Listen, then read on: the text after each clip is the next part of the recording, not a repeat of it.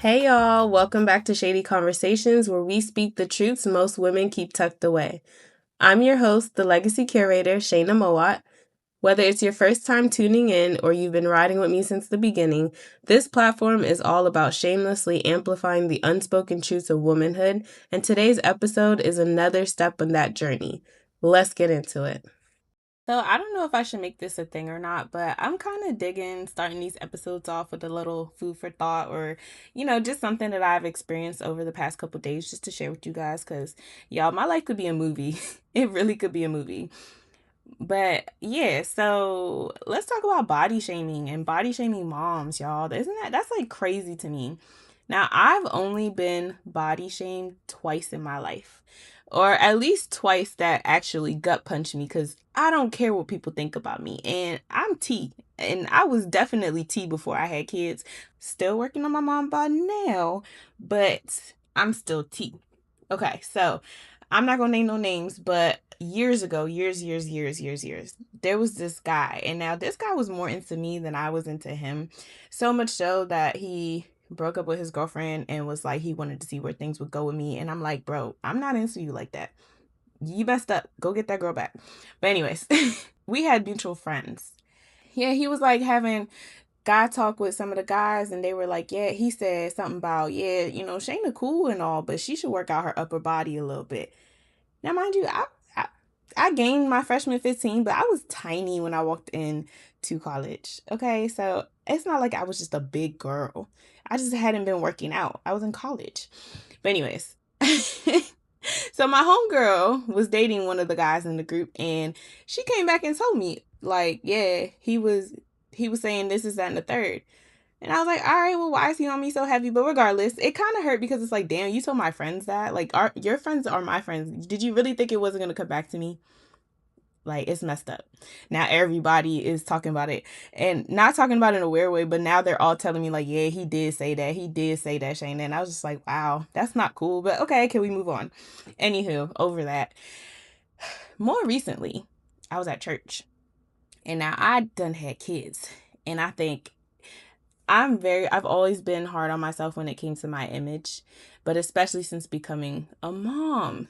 So this one like really hit. I was literally in the bathroom looking at myself in the mirror, and I was like, I'm still putting in work at the gym, I come out the bathroom, and this lady, she hasn't seen me in a long time, but she grabbed my arm and she was like, what did you do to get so big? And I was like, I tried to joke it off like I had kids. And then she, mind you, I'm not a big girl. I've never been petite, but I'm not a big girl. I'm not claiming that. And I'm healthy and I work out and my doctor says I'm good. Anyways, but she grabbed my arm and like wouldn't let me go. And then it's like, you're standing here in the middle of this hall, like people are around us and you're just shaming me right now. And she's like, please, I beg you, like, and mind you, Jamaicans are ignorant like this for real. I love my Jamaican people, but y'all gotta lay up off of people's bodies. But anyways, she was like, I beg you, don't gain no more weight. Embarrassing, right? And like I said, I used to give myself a hard time before I had kids, but now I look at those pictures from before and I'm like, girl, that tummy was tight.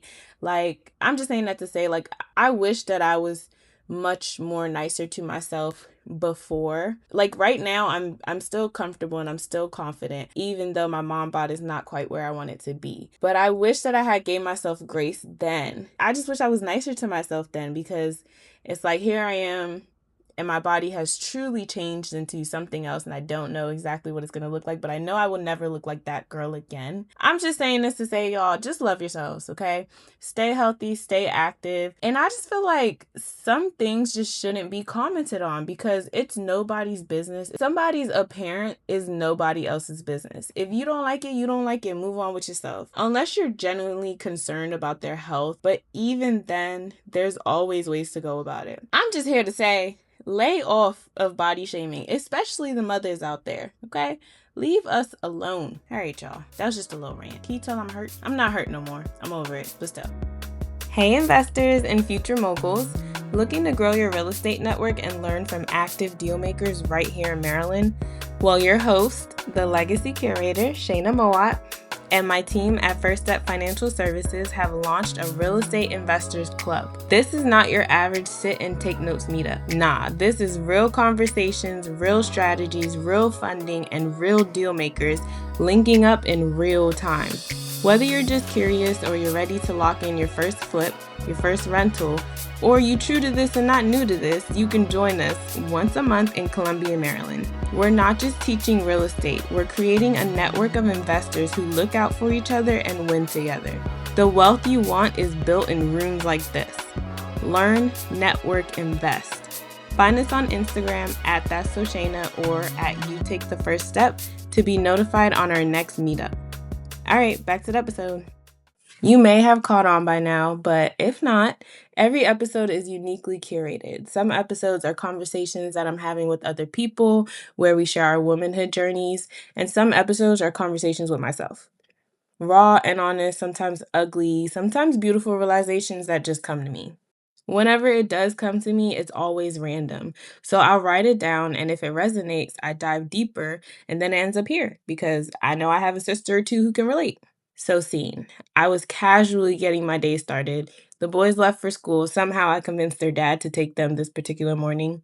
I just wasn't ready to get dressed, but also my little baby Asad had me up at 4 a.m., so my mind was already running.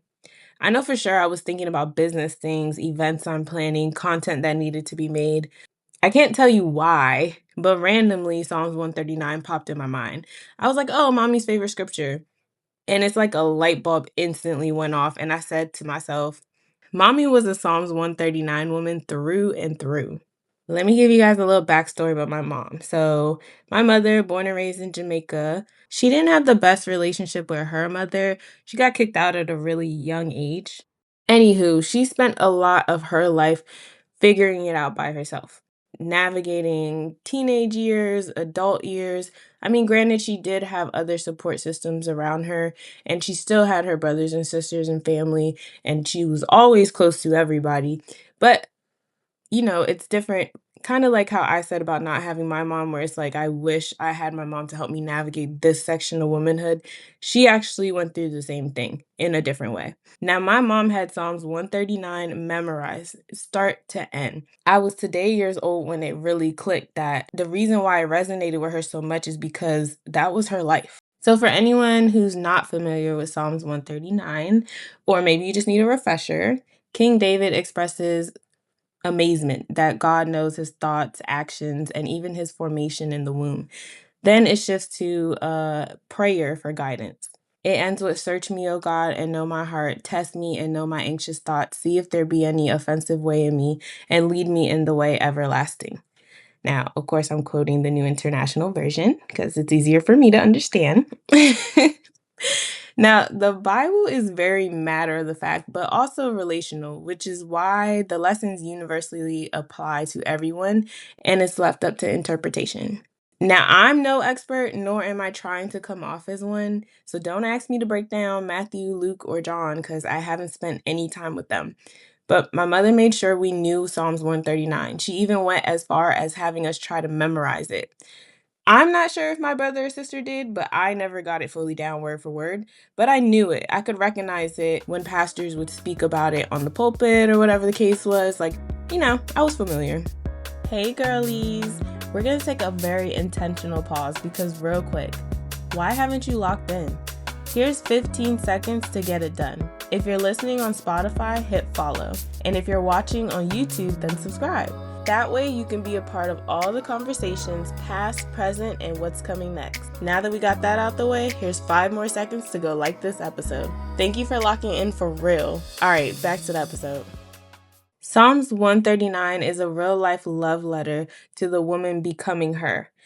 It's a reminder that God knows you fully, loves you relentlessly, and designed you intentionally. When I think about the Psalms 139 woman, she understands that she is seen even when overlooked. She's known even when misunderstood. She is designed with intention, not accident. She is becoming, she's not finished. And she's held together by God who authored her before she authored herself. Which is why it's really important to be the master of you and narrate your own story and make sure that people tell it right because really it's God's story. So I know, especially in Caribbean and Black households, they tend to define women by the roles that we play and the image that we keep up.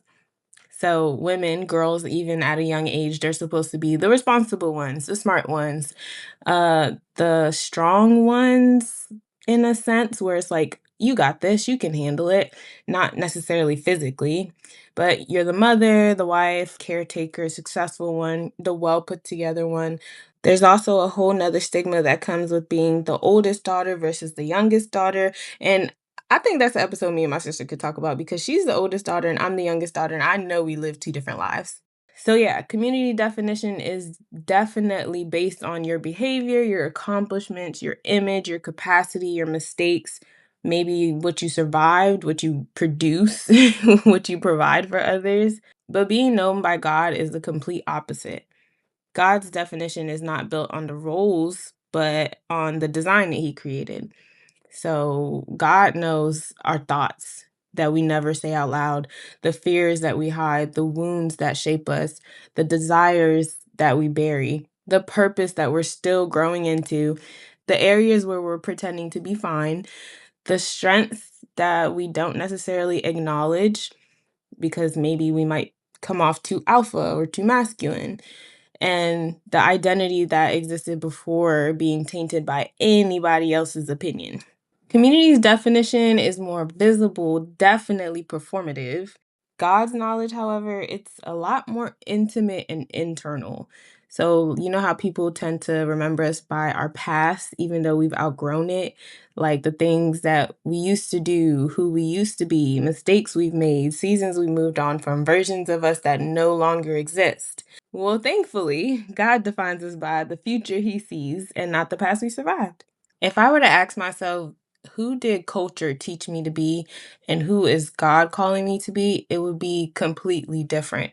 I know for sure when people first meet me, they're like, oh, you're so quiet, you're so chill, just you work so hard, you got it all together, all the things.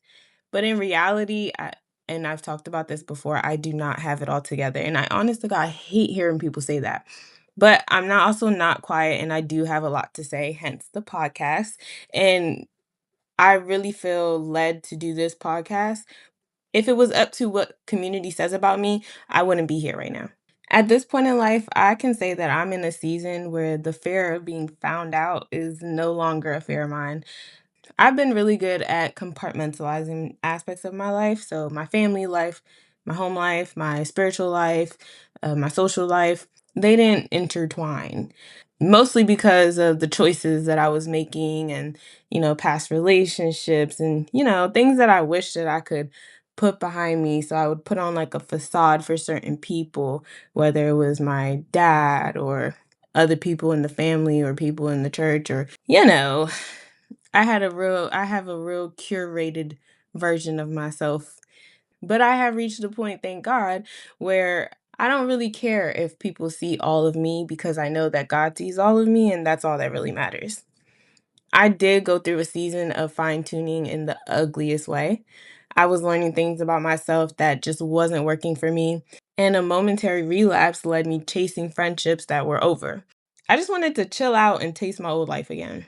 This particular friendship didn't end because of bad blood, but just because our lives were going different places. I decided to go out one night and God said, I'm coming too. And he saved my life from a night that I don't even recall. And I'm here today, alive and able to continue living my purpose. This break could be yours. Yes, this moment right here.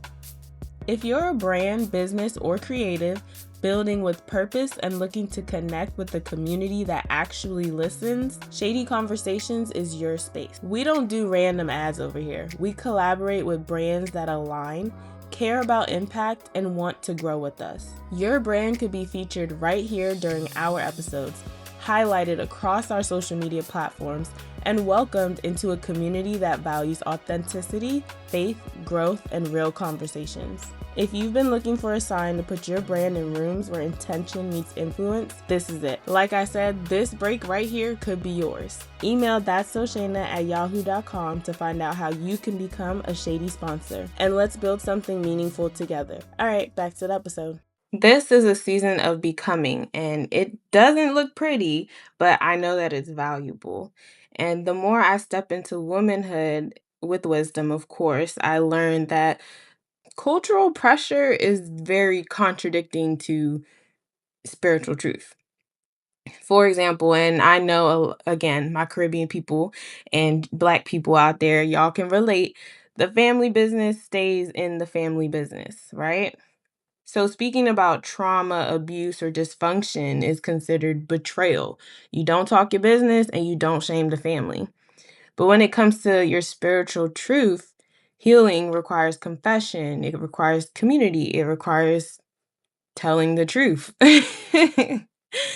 You got to bring things into the light. You can't keep hiding and expecting it to just go away because that's just not how it works. You really got to walk through it and grow through it. Culture definitely protects reputation, and God protects restoration. Another one is honor your elders, no matter what. Especially in Caribbean homes, you can't talk back, and respect is supposed to just be automatic, even if that elder is abusive or toxic. But spiritual truth says that honor does not equal harm.